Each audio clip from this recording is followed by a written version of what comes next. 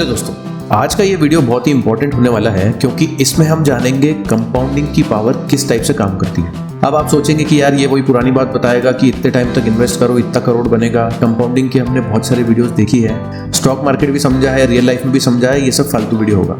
आज का वीडियो आपके लिए हेल्पफुल इसलिए होगा क्योंकि इसमें हम कुछ ऐसी चीजें बताने वाले हैं जो आपने नहीं सुनी होगी। एग्जाम्पल्स अलग रहेंगे ताकि आपके कॉन्सेप्ट बिल्कुल क्लियर हो जाए। तो जब भी हम इन्वेस्टमेंट की बात करते हैं तो हमारे माइंड में सिंपल इंटरेस्ट के साथ इन्वेस्टमेंट आता है, जो कि नेचुरली यही से कैलकुलेशन बनती है।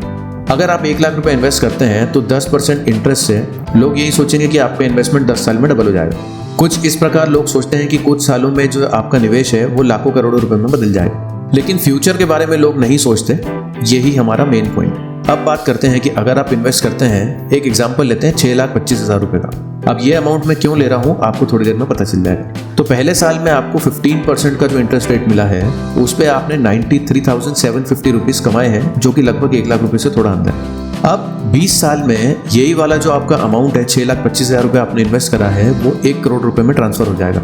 इसका मतलब इंटरेस्ट मिलते मिलते कंपाउंडिंग का पावर जोड़ते जोड़ते यही पैसा 1 करोड़ रुपए हो जाता है। अब आपको इसके बाद दोबारा इन्वेस्टमेंट करने की जरूरत नहीं है। आपको 1 करोड़ से 2 करोड़ बनाने के लिए सिर्फ 5 साल का टाइम लगेगा, जो कि पहले 20 साल का टाइम लगा था। फिर तीसरा करोड़ कमाने के लिए आपको सिर्फ 2.5 साल लगेंगे और 4 करोड़ रुपए बनाने के लिए उसके बाद आपको सिर्फ 1.25 साल लगेंगे और उसके बाद 5वां करोड़ कमाने के लिए आपको 1 साल से भी कम टाइम लगेगा।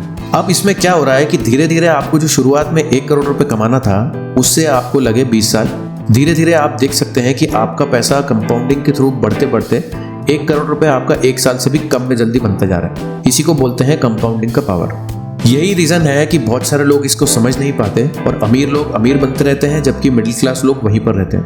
अब दूसरे सेक्शन में हम इसको और डिटेल में जानते हैं। आप अपनी लाइफ के शुरुआत का 1 लाख रुपए बहुत ही मेहनत से, मशक्कत से, पढ़ाई करके कमा सकते हैं, लेकिन आप मेरे को ये बात बताइए कि आप अपनी मेहनत से, हार्ड वर्क से क्या 1 करोड़ रुपए कमा सकते हैं? 1 लाख की बात तक तो हम एग्री करते हैं, पर 1 करोड़ की बात पर हम एग्री नहीं कर पाएंगे, क्योंकि 1 करोड़ आदमी वही कमा पाएगा जो स्मार्ट वर्क करेगा।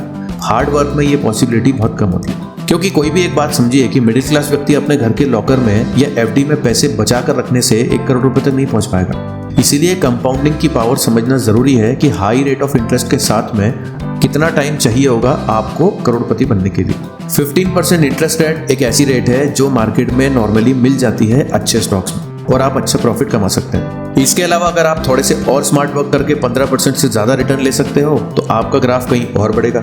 जैसे कि आप बात कर लो, आपका ड्रीम फोन है एप्पल, उसी की कंपनी की बात करते हैं। इस कंपनी को 40 साल लगे $1 ट्रिलियन की कंपनी बनने में, जिसके बाद वो कंपनी स्टेबल हो गई। इसके बाद इस कंपनी ने 3 साल और लगा दिए, तब जाके ये 2 ट्रिलियन की कंपनी हो गई। शुरुआत में कितने लगे? 40 साल।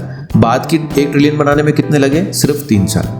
इसीलिए अगर आप धनी व्यक्तियों की वेल्थ को चेक करेंगे तो आपको पता लगेगा कि वो प्रति सेकंड्स में लाखों डॉलर कमा रहे हैं। अब इसका एक्सप्लेनेशन क्या है? इसका एक्सप्लेनेशन ये है कि जब भी इन लोगों ने अपनी कंपनी बनाई है उसी में इन लोगों ने बहुत सारा इन्वेस्टमेंट डाल के रखा था। इन्वेस्टमेंट उस टाइम पर कम था, पर धीरे धीरे कंपनी ने ग्रो करा। इन्होंने टाइम लगाया। इन्वेस्टर होने के कारण उनको कंपाउंडिंग की पावर के साथ ये जो उनका अमाउंट था वो इतनी बड़ी राशि में कन्वर्ट हो गया।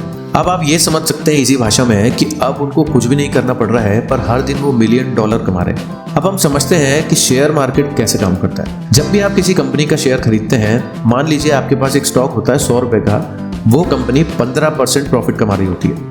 इसका मतलब 15 रुपए सीधा सीधा प्रॉफिट।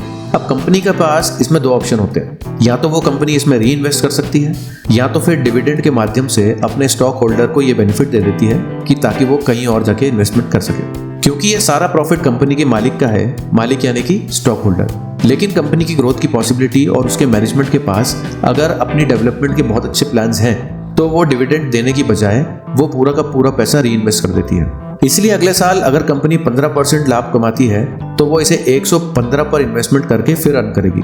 इसका मतलब कंपनी अपने प्रॉफिट को कंपाउंडिंग के माध्यम से बढ़ा सकती है। और अगर कंपनी इस दर को 15% कंपाउंडिंग के माध्यम से बढ़ा रही है तो आप समझ लीजिए कि कंपनी के जो वैल्यूएशन है वो 5 साल में डबल हो जाएगा। अब आप सोचेंगे कि कई बार ऐसा होता है कि उसकी शेयर का वैल्यू में इतनी इंक्रीमेंट नहीं हो रही है जितनी होनी चाहिए इस कैलकुलेशन के हिसाब से, लेकिन धीरे धीरे उसका शेयर का वैल्यू भी उतनी प्रोग्रेस करने लगेगा। अब जानते हैं कि पूरी दुनिया में सबसे हाई ग्रोथ वाला इन्वेस्टमेंट क्या है पता है? बिजनेस, जिसे आप स्टॉक मार्केट के थ्रू परचेज कर सकते हैं। यहाँ पर आप कंपनी के डिटेल्स और पेपर्स पढ़ के पहले ही एक अजम्पशन लगा सकते हैं कि कंपनी की ग्रोथ में कितना स्कोप है। फिर उस कंपनी में इन्वेस्टमेंट करके आप कंपाउंडिंग का बेनिफिट ले सकते हैं। और इसी तरीके से ही धनी लोगों ने अपना पैसा बनाया है, क्योंकि सभी लोग अपने शेयर को बार बार बेचकर छोटा छोटा बेनिफिट नहीं लेते। वो अपने अच्छे शेयर को अच्छी कंपनी में इन्वेस्ट करके कंपाउंडिंग के माध्यम से बढ़ने देते हैं, लॉन्ग टर्म चलने देते हैं और उसके बाद उसका बेनिफिट उठाते हैं। अब एक एग्जांपल से समझते हैं कि मेरे एक दोस्त ने बॉम्बे में 50 लाख रुपए की एक प्रॉपर्टी खरीदी। 10 साल बाद उसकी प्रॉपर्टी की वैल्यू हो गई 1 करोड़ रुपए। सेम टू सेम उसने इन्वेस्टमेंट के लिए कुछ न कुछ म्यूचुअल फंड में इन्वेस्टमेंट शुरू करा था 2 साल पहले, जिसमें उन्होंने 500 रुपए का इन्वेस्टमेंट डाला था। सोचा था कि SIP कंटिन्यू करेंगे 500 रुपए पर मंथ के हिसाब से। बहुत सारे ज्ञानियों की इन्फॉर्मेशन के बाद उन्होंने अपनी SIP बंद कर दी, क्योंकि भाई रिसेशन आने वाला है, आपके पैसे तो आप जमा कर रहे हो वो धीरे धीरे कहीं ना कहीं चले जाएंगे, रिफंड भी नहीं मिलेगा, कंपनियां बंद हो जाएंगी। बहुत सारी उनको अलग अलग जानकारी मिली। अब जो उन्होंने पहली SIP जमा करी थी वो 500 रुपए से अब हो गई लगभग 650 रुपए। अब मेरा दोस्त मेरे पास आता है और मुझे बताता है कि भाई देख, रियल एस्टेट से बेहतरीन इन्वेस्टमेंट कहीं भी नहीं है। उसने 50 लाख रुपए में प्रॉपर्टी खरीदी, अब उसको 1 करोड़ मिल रहा है। अब स्टॉक मार्केट में क्या हुआ, 500 रुपए लगाए थे, 650 मिले, इसमें हो ही क्या रहा है। इसके अलावा प्रॉपर्टी तो हमारे सामने है, मार्केट कभी भी क्रैश हो गया तो हम किससे पूछने जाएंगे। अब ये बात मुझे उसको समझाने में बहुत टाइम लगा कि भैया ये जानकारी जो आप ले रहे हो वो बहुत गलत है। जब हम रिटर्न कैलकुलेट करते हैं तो हम लोग डायरेक्टली प्रॉफिट गिनते हैं, लेकिन लोग ये ध्यान नहीं देते कि हमने कितना अमाउंट इन्वेस्ट करा है और कितने टाइम के लिए कमाया, जिससे actual compounded growth rate CAGR का पता चल सके। हर इन्वेस्टमेंट में कंपाउंडिंग काम करती है हमारे लाइफ के हर पहलू में। फर्क केवल इतना होता है कि हमारा इन्वेस्टमेंट किस रेट ऑफ इंटरेस्ट पर चल रहा है। एक एग्जांपल के लिए समझते हैं कि आपका बैंक का सेविंग अकाउंट है जो आपको 4% का इंटरेस्ट देता है, वो भी कंपाउंडेड होता है, लेकिन इस दर पर आपको अपने पैसों को डबल करने में 18 साल लगेंगे। अगर हम रियल एस्टेट का एग्जांपल लेते हैं मेरे दोस्त का, तो इससे पता चलेगा कि इसने अपने पैसों को 10 साल में डबल कर लिया, जिसका मतलब है कि एवरेज 7% की इसको कंपाउंडिंग ग्रोथ मिली है। अब कंपाउंडिंग ग्रोथ 7% की मिली है, हमारे देश का इन्फ्लेशन परसेंटेज भी तो 7% है। एक्चुअल में हम देखें तो उसका बेनिफिट 0 था, क्योंकि जहां उसने 50 लाख रुपए कमाए, लेकिन इन्फ्लेशन का दर भी 7% होने के कारण उसका वैल्यू 0 बढ़ा है। इन्फ्लेशन से कोई बच नहीं सकता और बहुत सारे लोगों को इसके बारे में जानकारी है ही नहीं। बहुत सारे लोगों को लगता है कि वो टैक्सेस देने से बच जाते हैं, क्योंकि वो कुछ स्मार्ट तरीके यूज करते हैं कि गवर्नमेंट को अपने टैक्सेस नहीं दें या सैलरी में कुछ मैनिपुलेशन करें। इसीलिए उनको लगता है कि भाई हमें तो चिंता करने की कोई जरूरत नहीं। लेकिन सच ये है कि इंडिया में हर व्यक्ति 7% कंपाउंडिंग का टैक्स पे करता है इन्फ्लेशन के नाम पर। अब भले ही वो सरकार को डायरेक्ट टैक्स नहीं देते हैं, लेकिन जब सरकार नए नोट छापती है जिसके कारण बाजार में माल के प्राइसेस बढ़ जाते हैं, अब उन लोगों को महंगा खरीदना पड़ता है, उन्हें ये डायरेक्ट टैक्स नहीं लगता, तो उन लोगों को ये प्रॉब्लम नहीं है। इसीलिए हम इन्फ्लेशन को टैक्स भी अगर बोल दें तो ये स्टेटमेंट सही होगा। इसी कारण से एक प्रमुख इकोनॉमिस्ट जेम्स केंट ने कहा था कि इन्फ्लेशन केवल करोड़ों लोगों में से सिर्फ 1-2 को ही सही तरीके से समझ में आता है। एक एग्जांपल लेते हैं, इंडिया में अगर 40 साल पहले हम देखें तो 10 रुपए का अनाज उठाने के लिए हमको 2 पहलवानों की जरूरत पड़ती थी। आजकल एक 5 साल का बच्चा भी छोटी सी थैली में 10 रुपए का अनाज उठा सकता है। अब इसका मतलब क्या हुआ कि अनाज की क्वांटिटी कितनी कम होती जा रही है, मतलब महंगाई कितनी बढ़ती जा रही है, ताकि अनाज ये इतना सा आ रहा है कि 5 साल का बच्चा भी उठा सके। लोगों को इन सब चीजों पे ध्यान देना चाहिए और अपनी समझदारी से खुद बचना चाहिए, क्योंकि लोग क्या करते हैं कि नॉर्मल स्कीम्स में कहीं पैसा डाल देते हैं जिसमें 7-8% उनको रिटर्न मिल जाता है। इसी में उनको तसल्ली हो जाती है कि हमारा पैसा कुछ तो बढ़ रहा है। वहीं बात आ गई इन्फ्लेशन की 7%, तो इसका मतलब नील हो गया। लोग अपनी पूरी जिंदगी इन्फ्लेशन के चक्कर में बिता देते हैं, पर एक्चुअली उसको समझते नहीं। इसी चक्कर में अमीर और अमीर, गरीब और गरीब। अब एक बात बताता हूँ कि आपको टैक्स से डरना है, वह जिससे आपको फ्यूचर में डरना होगा कि जब आपके पास ज्यादा पैसा होगा। साथ ही आप उस टैक्स से भी डरें जो फ्यूचर में आपको देना होगा जब आपके पास कम पैसा भी होगा, जिसका मतलब इन्फ्लेशन। तो हमें सेविंग माइंडसेट से हटकर इन्वेस्टिंग माइंडसेट पर शिफ्ट होना होगा। अब आपके दिमाग में एक क्वेश्चन होगा कि यार ये अगर इतना इंपॉर्टेंट है तो लोग इस पे बात क्यों नहीं करते और इसकी जानकारी क्यों नहीं देते।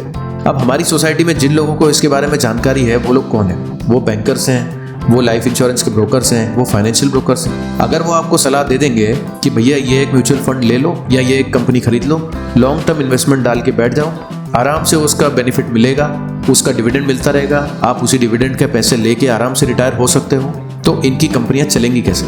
ये अपनी कंपनियों के बीमा पॉलिसी और बाकी सारी चीज़ें, म्यूचुअल फंड, ये बेचेंगे कैसे जिसमें इनको मोटा बेनिफिट मिलता है। इसीलिए आपको फाइनेंशियल इंडिपेंडेंस प्राप्त करने के लिए पहले मेंटली इंडिपेंडेंट होने की ज़रूरत है, ताकि आप अपना फंड्स जो है वो अच्छी तरीके से यूटिलाइज कर सकें, अपना दिमाग चला के अपना फ्यूचर डिसाइड कर सकें और इन लोगों के झांसों में ना आए।